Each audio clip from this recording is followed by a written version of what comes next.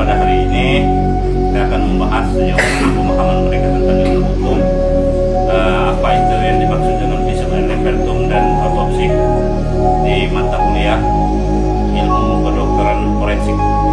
Pada sore hari ini saya ditemani 3 orang narasumber sekaligus mahasiswa dari IRS.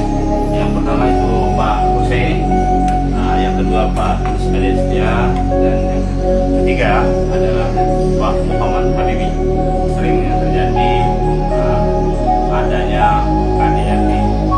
Namun di tengah masyarakat yang awam, masyarakat ini kan masih bertanya-tanya dan belum mengetahui seperti apa Pak yang dimaksud dengan KDRT sendiri dan bagaimana sih relevansinya dengan yang hukum terkait dengan masalah visum et repertum apabila korban mengalami dari KDRT. Baik, terima kasih Bung SBA. Jadi kita mulai pertama yang mengenai KDRT. Jadi kalau kita bicara KDRT, jadi KDRT itu kira-kira ini suatu kejadian atau suatu hal itu terjadi kekerasan di dalam rumah tangga. Nah, jadi di dalam hal kekerasan rumah tangga ini artinya itu kekerasan itu terjadi baik oleh suami terhadap istri, istri terhadap suami, maupun istri, suami atau terhadap anak-anaknya atau sebaliknya. Jadi ini kira-kira kekerasan ini terjadi dalam rumah tangga. Jadi dalam rumah tangga itu baik kekerasan yang berupa fisik maupun non fisik, jadi secara verbal. Nah, kaitannya dengan visum itu kalau terjadi kekerasan itu dalam bentuk fisik tentu harus dibuktikan. Nah, membuktikan ini kita harus mendapatkan hasil visum dari kedokteran. Ya, kira-kira demikian. Kemudian kalau seandainya korban mengalami kekerasan Pak Hussein, tentu biasanya di dalam keluarga itu seolah-olah akan dilindungi Pak. Dan mereka ada semacam aib apabila hal ini keluar, misalnya katakanlah kekerasan dalam rumah tangga dalam bentuk fisik.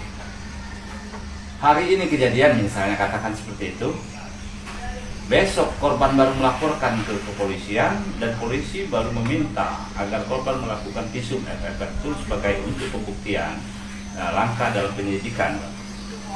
Apakah masih bisa dilakukan itu Pak Hussein? Silakan. Tentu jadi gini Bung SPH. Ketika terjadinya suatu kejadian kekerasan fisik di dalam rumah tangga itu terhadap anggota keluarga, tentu yang bersangkutan harus secepatnya melapor kepada penyidik. Dalam ini pihak kepolisian. Nah, dari penyidik baru itu dimintakan supaya dibikinkan visum.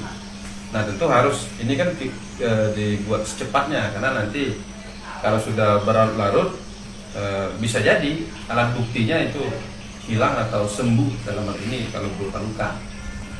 Oke, cukup demikian Bung SBA. Cukup hangat perbincangan kita pada sore hari ini. Silakan Pak Tulus. Apakah boleh mereka melakukan visum et repertum tanpa permintaan dari penyidik sendiri Pak? Kepolisian. Baik, jadi untuk melakukan visum jadi harus ada permintaan dari penyidik. Korban ataupun pihak pengacara yang mendampingi korban tidak bisa langsung untuk mengambil surat keterangan ahli tersebut karena visum ini salah satu saksi ahli, surat dari dokter.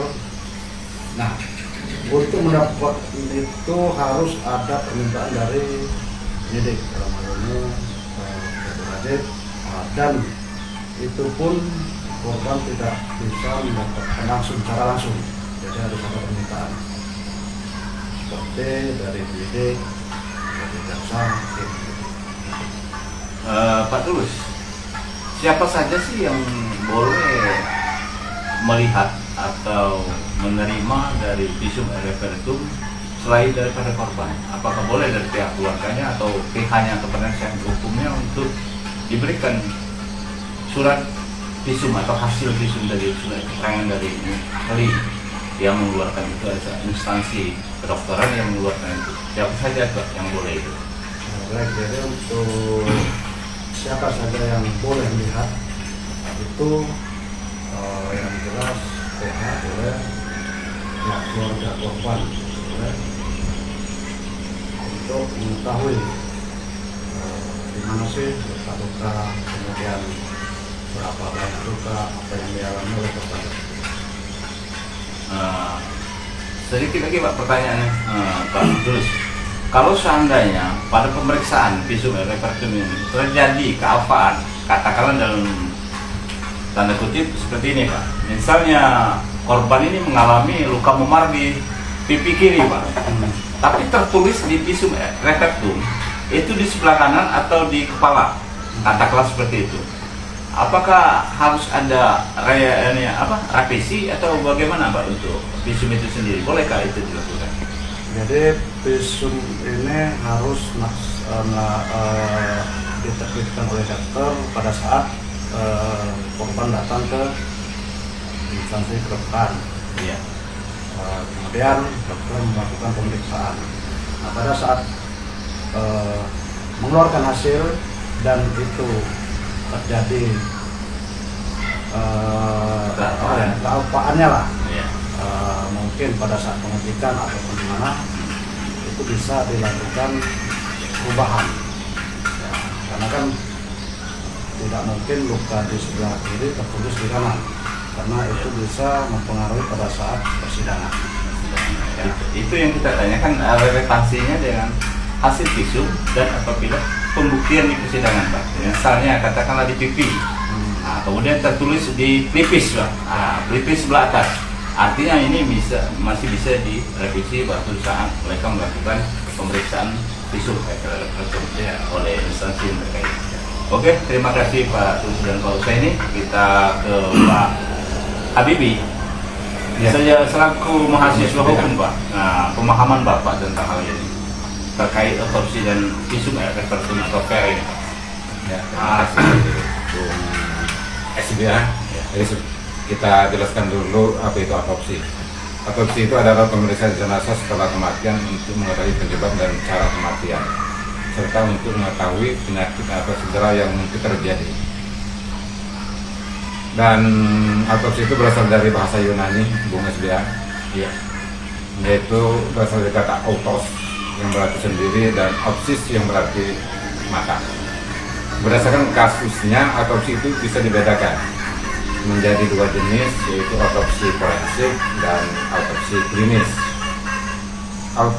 Otopsi forensik dilakukan pada kasus kematian yang mencurigakan disertai kecelakaan atau tidak diketahui penyebabnya.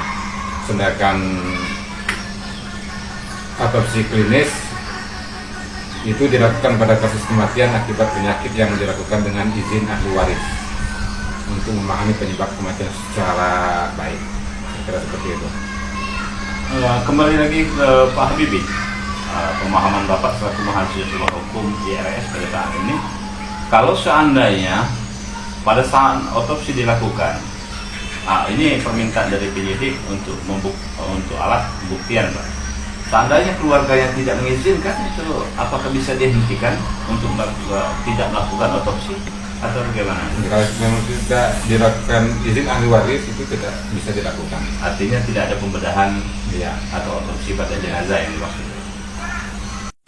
Demikian pemirsa dimanapun Anda berada, perbincangan kita pada sore hari ini yang cukup hangat membahas tentang apa itu visum et repertum dan apa itu otopsi di ilmu hukum kedokteran forensik oleh mahasiswa dari Institut Rahmaniah Sekayu.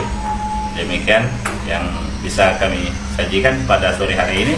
Nantikan tayangan kami berikutnya. Assalamualaikum warahmatullahi wabarakatuh. Selamat sore semuanya. Selamat sore semuanya.